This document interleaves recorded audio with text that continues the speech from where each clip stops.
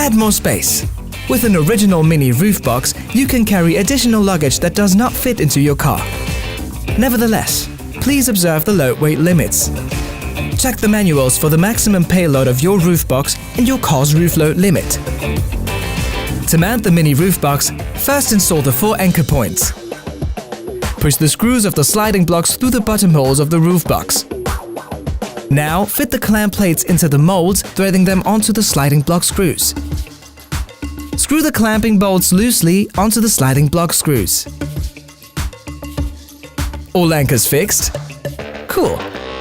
Lift the roof box onto the roof carrier rails. It's easier with a helping hand.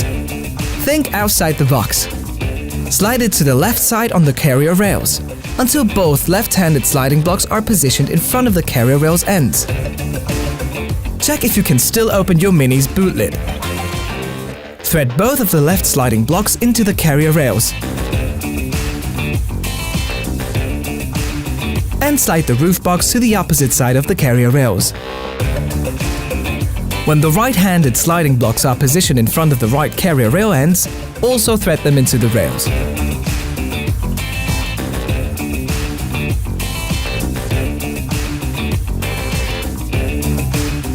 Slide the mini roof box along the carrier rails toward the vehicle center and align it centrally.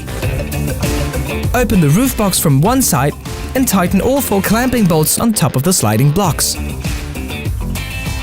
You can open the mini roof box from both sides to load it. Make sure to distribute the luggage weight as evenly in the roof box as possible.